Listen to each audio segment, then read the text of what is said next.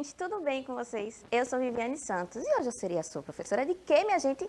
De língua portuguesa, né não? Como sempre. Olha, a gente está ao vivo aqui dos estúdios de Educa Recife, mas eu gostaria de relembrá-los, eu falo isso toda aula, né, minha gente? Que vocês podem assistir a essas aulas também pelo app do Educa Recife e também pelo nosso canal lá no YouTube.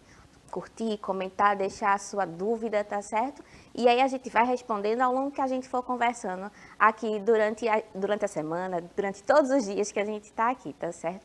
E por que a gente precisa entrar no app do Educa Recife, Vivi? Oxe, menina, é para fazer a comunicação com a gente aqui, ó, na aula, ao mesmo tempo que ela está acontecendo. E quem faz o chat hoje, eu tenho a honra aqui de ter do meu lado a professora Briane Mourão, de matemática. Vamos dar um oi para ela? Bom dia, tudo bem com vocês? A gente já está aqui logado no chat, é aquela intervenção de matemática junto com português que sempre funciona e a gente já tem bastante gente aqui dando oi, bom dia para você, Vivi, tem o Diógenes, a Caroline, o Adriano e mais gente vai chegando, né? O oitavo ano sempre muito participativo. Vou voltar com Vivi, tá, gente? Gente, que massa! Podem falar, viu? A professora Briana adora conversar comigo, adoro conversar com ela. Se vocês puderem conversar com a gente ao mesmo tempo, vai ser muito massa, tá certo? Quem faz a tradução simultânea para a língua brasileira de sinais é a nossa querida intérprete Adriele. Seja muito bem-vinda, Adriele. Então vamos lá, né? A gente estava conversando durante essa semana sobre a adequação linguística, né? Que é aquela capacidade que os falantes têm de se adaptar. A gente viu o conceito de adequação, onde ele se emprega, a gente viu que a língua é como a roupa que a gente usa, né? Para cada lugar que eu vou, eu preciso adequar a minha roupa. Então, para cada pessoa com quem a gente conversa, a gente também faz a adequação da nossa linguagem, do tom de voz, da escolha lexical, da escolha de palavras, de como a gente vai se organizar nossas ideias. Então, a gente continua falando sobre isso. Então, o primeiro slide é isso, para a gente relembrar que a gente estava falando sobre adequação linguística e de tudo que a gente viu na aula anterior. Mas vamos relembrar o conceito em si da adequação linguística? Ó, princípio, ele é o princípio segundo o qual não se fala mais em certo ou errado na avaliação de uma determinada variedade linguística. Fala-se, pois, se a variedade em questão é adequada ou não à situação comunicativa, contexto em que ela se manifesta. Olha aí, tá todo mundo certo, mas mentira. Calma, agora a gente fala em adequação. Se uma situação está adequada ou não adequada. Ou seja, se eu estou num ambiente formal e utilizo uma linguagem informal, significa que a minha comunicação não está adequada com o ambiente. E vice-versa, se eu estou num ambiente informal, usando uma linguagem arcaica. O que é uma arcaica, Vivi? É velho, antigo. Uma linguagem, umas palavras que ninguém mais usa, que entraram em desuso pela geração atual. Isso também é uma inadequação linguística. Então, a gente não diz mais certo ou errado, porque a ideia de certo ou errado coloca as pessoas em hierarquia, tá certo? E quando a gente está falando, como a gente está falando de usuários da língua, e todo mundo é usuário da língua, não tem esse negócio de certo ou errado. Cada um vai usar o conhecimento que sabe, o domínio da língua que é próprio para fazer a melhor comunicação possível, né não? Ó, vamos continuar. Lembra que a gente também comparou as roupas? Ó, tem o Armandinho aqui, que está sempre fazendo reflexões maravilhosas sobre a vida.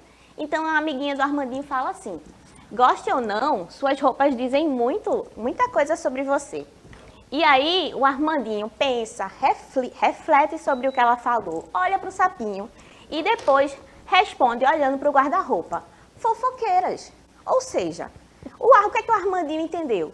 Que as roupas estavam falando dele, mas as roupas não falam, né, minha gente? Quando é que as roupas falam da gente? Quando a gente está inserido num contexto e elas dizem o que a gente é. Por exemplo, a gente está usando farda aqui, eu e a professora Briane Mourão, a gente está usando a farda do Educa Recife e a Adriele está usando a roupa adequada para intérprete. Então, essas roupas identificam a gente, colocam a gente em determinado lugar. Então, elas estão adequadas à sala de aula. No caso aqui da gente, nosso estúdio, na TV de vocês, tá certo? Dessa forma, a gente consegue perceber que a língua se adapta aos seus distintos contextos. Então, por que muita gente acha que qualquer variação é erro? Ou que a língua é uma só, minha gente? A gente sabe que a gente olha para a gramática com uma tentativa de uniformizar a língua, quando na verdade ela existe para facilitar a nossa compreensão. Mas a língua não é uma só, minha gente. A língua não é homogênea, tá certo? Ela existe a depender das variáveis uso que a gente faz da língua. Então ela está sempre mudando o tempo todo, do mesmo jeito que a gente está mudando também. O senso comum, como não poderia deixar de ser, nos revela muitos mitos acerca do português e de seu funcionamento. Um dos tantos mitos estabelecidos socialmente é a ideia de que o português é uma língua homogênea, quando na verdade ela não é. Ela está sempre ali em contato, não apenas com os diferentes falantes, os diferentes dialetos, com diferentes culturas também. Então, a gente está, principalmente agora que o mundo é globalizado, que a internet chegou em tudo quanto é canto, então a gente tem, influência de línguas estrangeiras, influências de outras culturas, influências da internet, porque expressões, gírias, coisas que surgem na internet e que passam a influenciar a nossa vida nos dias de hoje. Então a língua ela não é homogênea, ela está mudando ali o tempo todo e está mudando a depender também do contexto, da região do país, tá certo? Em que ela é falada, etc. e tal. Já que a língua não é homogênea, minha gente, haverá diferentes níveis linguísticos entre os falantes, né? Esses níveis têm a ver com a adequação da língua aos contextos. E agora a gente vai ver, passo a passo, cada um deles, tá certo? Quais são os contextos em que a língua se adapta? Primeiro, ambiente. Quando adequamos a linguagem a depender do lugar em que estamos, prestando atenção às quais formas de tratamento elas são aceitas. Isso é muito importante, tá certo? Então, se eu vou à igreja, se eu vou a um templo religioso, eu preciso adequar a minha linguagem para conversar com o padre, com o pastor, com o coleguinha da igreja. Se eu estou na escola, eu preciso manter o respeito, manter a autoridade pelo professor, pelo coordenador, pelos meus coleguinhas de escola. Então, o ambiente vai definir como é a linguagem que é necessário utilizar, tá certo? Então, a gente tem esse primeiro caso aí. No segundo caso, na verdade, vamos a um exemplo. É diferente eu falar com os meus amigos na escola ou em casa, na rua, quando a gente está brincando de fazer alguma coisa. Imagina que vocês foram na rua brincar de bola de gude. Tu acha que vai ser a mesma linguagem, a mesma comunicação de uma pessoa que está indo trabalhar? Vai não, né, minha gente? Porque quando a gente está com os amigos, a gente é muito mais informal. A gente fala gírias, a gente chama pelo apelido, quando na verdade no ambiente de trabalho a gente em tese não pode fazer essas coisas. Então é aí o ambiente tomando conta da forma como a gente vai utilizar a linguagem. Segundo caso. Qual seria esse segundo caso, minha gente?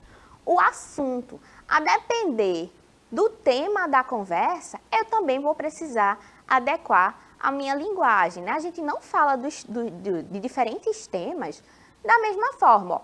Não se convida alguém para um aniversário da mesma forma que se convida alguém para um enterro, não é? Embora o gênero textual seja o mesmo, convite. Mas eu não posso usar o mesmo tom festivo que eu utilizo no convite de uma festa de aniversário para um convite de um enterro, tá certo? Porque é uma coisa triste e a outra é uma coisa feliz. Então, é quando o assunto vai me dar o tom. E esse tom acaba influenciando também na linguagem.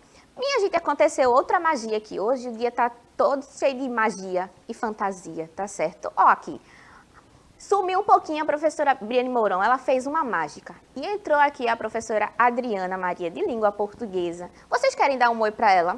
Só para dizer assim, só para comentar? Vamos falar com ela um pouquinho? Estão rindo aqui, Viviane, colocando kkkk. Pois é, pessoal, nesse estúdio, magia é o que acontece. E o bom é isso, porque temos parceria o tempo todo com todos os professores. E aí as mágicas acontecem. Mas estou aqui conectada com vocês, tá? Continuem aqui no chat.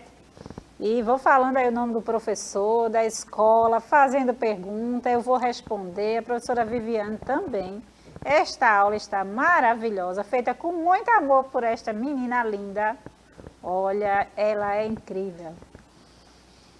Olha aí, gente, pronto. A gente já fez a nossa magia aqui no estúdio, mas para que tudo corra bem, vocês precisam fazer a magia de vocês também. Qual é a magia de vocês? Se conectar no chat e poder falar com a gente, minha gente, tá certo? Então, nada de desculpa esfarrapada. Ó, vamos continuar? Outra relação importante para compreender a adequação linguística é a relação falante e ouvinte, né? É a relação das pessoas que falam. É a intimidade existente entre as pessoas que participam da conversa. Então, é diferente de eu falar com estranhos, de eu falar com os meus amigos e de eu falar com a minha família. Então, por exemplo, eu estou aqui com a Adriele e com a Adriana, que são duas pessoas conhecidas, então eu vou falar de um jeito respeitoso, vou chamá-las de você. Mas será que em casa, com a minha família, eu não posso usar um tu? Eu não posso usar um apelido, eu não posso usar um jeito carinhoso de falar.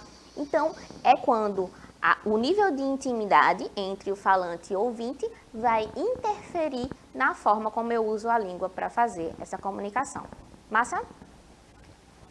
Ó, outro ponto é a intencionalidade. Depende do que tu quer, né, menino? Com a tua comunicação. Depende qual é o objetivo. Depende da intenção de quem escreve o texto ou tenta se comunicar. A intenção da carta de amor é diferente da intenção da carta de reclamação, né? Vocês lembram de carta de reclamação que a gente viu aqui incansavelmente e a gente também viu para que serve. A gente também viu a carta de amor. Então, a gente sabe que as duas não funcionam da mesma forma, né? Porque a intenção por trás da escrita da carta, ela é diferente. Enquanto uma é fantasiosa, apaixonada, romântica, que está sempre vendo os pontos positivos, que está ali despertando um meu lírico emocionado, né? A outra, ela é mais reclamona, né? Ela está ali em estado de indignação. Então, depende muito da intenção também que há por trás da escrita de algum gênero textual específico, no caso aqui do exemplo, a carta. Vamos ver alguns exemplos de adequação ou inadequação? Ó, se eu digo assim, e aí, cara, bom, anima Cine amanhã, mas qual é o meu contexto, Vivi? O contexto é um adolescente conversando com um amigo. Vocês acham que isso estaria adequado ou inadequado? Está adequado, né, minha gente? Porque com o amigo a gente consegue ser muito mais informal. A gente consegue usar gírias e expressões que são da faixa etária. Então, ele vai entender a comunicação de forma muito mais fácil e orgânica.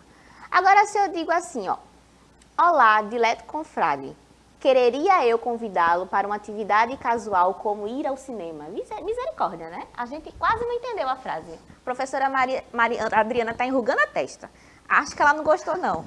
Ó, mas qual é o contexto? Um adolescente conversando com um amigo. Vocês acham que esse tipo de linguagem aqui facilita a comunicação?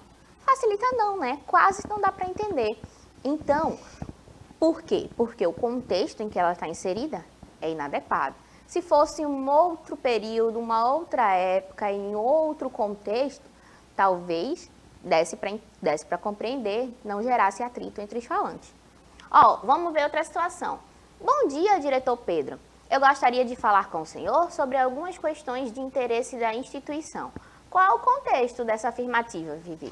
Um estudante universitário dirigindo-se ao diretor de seu curso. Completamente adequada, né, minha gente? Porque, ó, é um cargo hierárquico, alguém que está acima de você com relação a poder na escola, é provavelmente alguém mais velho, então você precisa aí manter o respeito com relação a essa pessoa.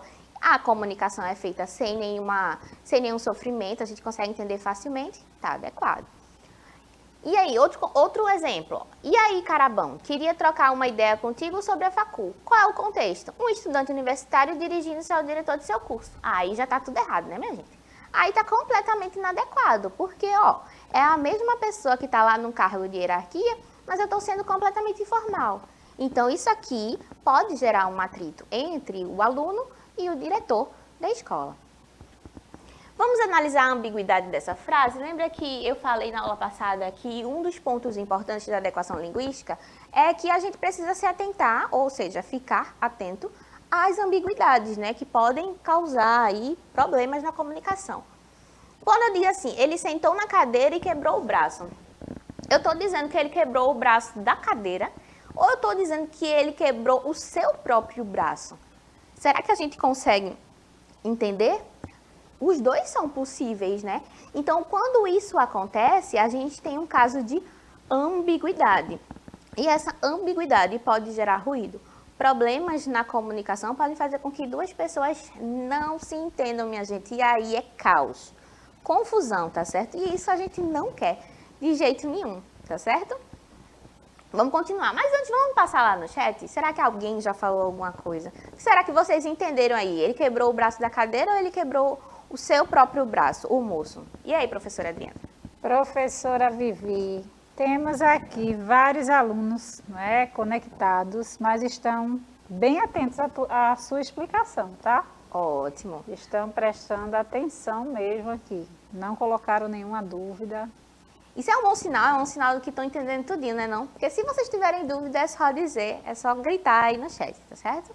Vamos continuar. Ó, então a gente tem uma relação entre a variedade padrão e a variedade popular. A variedade padrão é aquela que leva em consideração a organização estrutural da língua, né? Que são as concordâncias, a estrutura em si, aquilo tudo que a gente aprende na gramática quando está estudando português. Então, uso adequado de vírgulas, uso adequado de concordância verbal, nominal, tudo com relação à gramática. Já a variedade popular, ela é mais despretensiosa. Por quê? Ela leva em consideração o contexto social que a pessoa está inserido. Ou seja, o foco é na mensagem, nas expressões locais, na intenção do indivíduo que usa a linguagem. Ele não está tão preocupado em ser completamente fiel à gramática. Portanto, que ele se faça entender. Portanto, que a mensagem que ele está querendo transmitir chegue no seu remetente de forma coesa, tá certo? Professora Vivi. Oi. O aluno Luciano aqui falou que é importante observar a imagem para perceber a ambiguidade. Ele colocou aqui, né? O rapaz quebrou o braço dele. Olha as imagens. Ah, mas eu botei as imagens de forma capciosa. Será que era exatamente isso que eu estava querendo mostrar para vocês? Ó, nessa frase especificamente, poderia ser os dois, tá? Porque a ambiguidade permite que você interprete de ambas as formas. Mas é claro que se você estiver assistindo a cena, vendo a situação, você vai conseguir entender, interpretar aquilo que você está assistindo, né? Mas aqui no texto, se não tivesse aquela imagem, aí poderia ser qualquer um dos dois, né? Então, é essa a ideia de manter a ambiguidade. Vamos ver uma situação agora e discutir se ela está adequada ou inadequada? Ó, no meu café da manhã tinha sobre a mesa queijo, presunto, mortandela, manteiga, salsinha e iogurte natural. Mas o café estava sem açúcar. E eu preciso de uma colher para mexer o café. Era tanta coisa que não sobrava espaço na mesa. Lendo esse texto, a gente logo percebe que ele está um pouquinho problemático, né, professora? A gente que é professora de português, a gente tem um toquezinho ali na escrita ortográfica. A gente quer logo mexer nas letrinhas que estão aí inadequadas. Então, vocês também conseguem perceber o uso inadequado de algumas letras dentro das palavras, não é? Ó, quais são as palavras que estão com um uso aí escritas de forma equivocada? Mesa, queijo, presunto, mortandela, manteiga, salsinha, açúcar, preciso, mexer, espaço e mesa. A gente percebe que na oralidade, eu falando aqui, elas nem têm tanta diferença, né, sonora. Mas elas estão gramaticalmente ou graficamente escritas de forma equivocada. Então, é necessário fazer uma reescrita desse texto para poder adequar ortograficamente, tá certo? Embora a mensagem seja transmitida para o meu interlocutor que entende tudo que tinha na mesa. A reescrita é quando utilizaremos a habilidade de perceber as inadequações gramaticais e tornar o texto coerente com a norma padrão. Então, é esse exercício de reconhecimento das inadequações para tornar esse texto o mais próximo possível da norma padrão. Então, como é que eu faço isso? Como é que eu reescrevo esse texto fazendo todas as correções possíveis? Ó, no meu café da manhã, tinha sobre a mesa, que era com Z, passa a ser com S, queijo estava faltando I, presunto estava com Z, mortadela estava escrito mortandela, manteiga quer dizer, manteiga estava escrito manteiga, salsinha e iogurte natural. Mas o café estava sem açúcar, que estava com Z, e o preciso também. E eu preciso de uma colher para mexer o café. Mexer estava escrito com CH. Era tanta coisa que não sobrava espaço, também estava escrito com Z, e mesa também com Z. Então, ó, fazendo aí, respeitando o nosso toque de consertar tudo. Aqui está escrito gramaticalmente de forma adequada com o quê? Com a norma padrão. E é isso que a gente busca quando a gente escreve um texto, para quê? Para deixar tudo bonito? Não, só para facilitar a comunicação, porque quando eu tenho uma estrutura, eu evito maiores problemas na hora de interpretar um texto. Neste caso, fizemos uma revisão ortográfica, tá certo? Que é sempre válida. Muita gente acha chato corrigir ortograficamente, mas ela é importante, tá certo? Porque mantém uma unidade para o nosso texto. Mas a reescrita pode surgir também como um aprimoramento do texto. Vamos ver como? E como podemos reescrever esse trecho sem alterar o sentido dele? Será que tem como encurtar? Será que tem como deixar esse texto um pouquinho mais direto, com menos palavras, dizendo a mesma coisa? Ó, vamos ver. No meu café da manhã, tinha sobre a mesa queijo, presunto, mortadela, manteiga, salsinha e iogurte natural. Mas o café estava sem açúcar e eu preciso de uma colher para mexer o café. Era tanta coisa que não sobrava espaço sobre a mesa.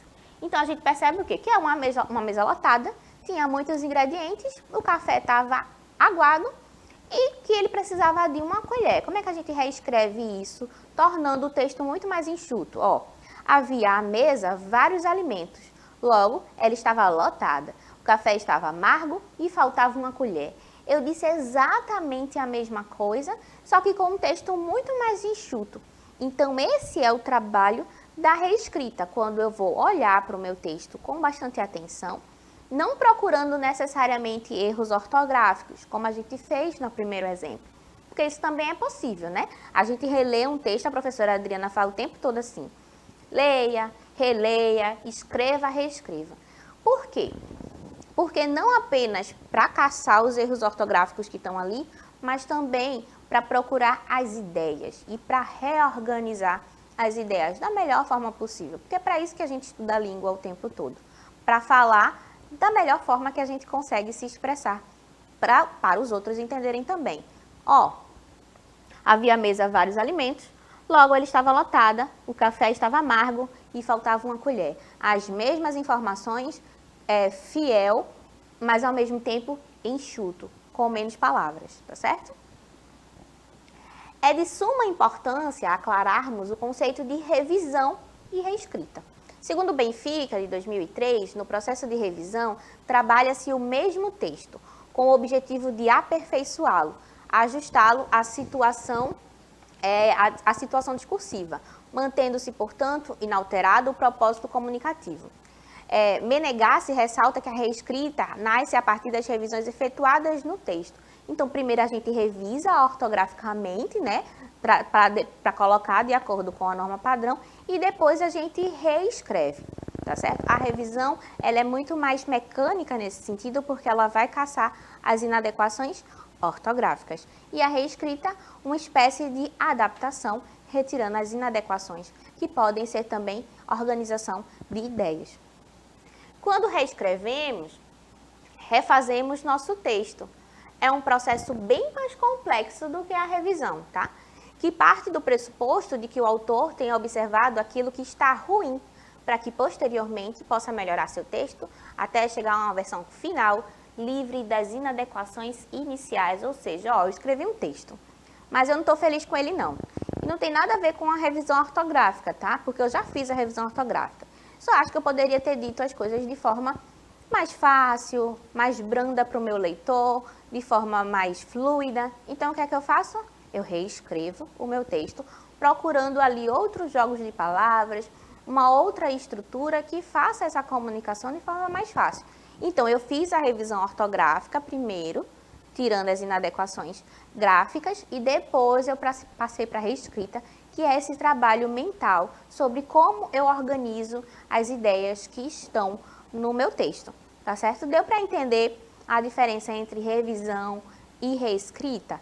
Se não deu, dá um grito aí no chat, tá certo? Ó, agora é a vez de vocês, ó, como a gente já falou um monte aqui sobre adequação linguística, né? Tem 2 aulas para vocês, minha gente. Então dá para fazer alguma coisa com isso, né? Ó, pense comigo numa situação aqui, ó.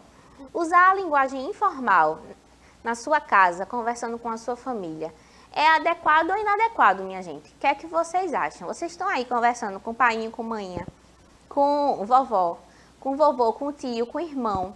Então, vocês acham que usar a linguagem informal está adequado a essa situação? Está dentro de um dos critérios que a gente viu aqui como influenciador da adequação linguística? Comentem, tá certo? E a gente vai ver aí quais foram as respostas de vocês na próxima aula, se vocês responderem, tá certo? Vamos dar um tchauzinho para a professora Adriana, ver o que é que vocês andaram aprontando pelo chat. O chat está bem movimentado aqui, Vivi. Eles estão aqui conversando entre si. E aí a nossa aula está terminando. Até a próxima, pessoal. Foi bom estar aqui com vocês, interagindo no chat. Gente, é sempre uma alegria, né? Ficar com vocês aqui. Eu espero que vocês tenham entendido todo o conteúdo. Caso não, voltem, reassistam. E na semana que vem a gente volta a se encontrar novamente, tá certo? Um cheiro e até a próxima aula.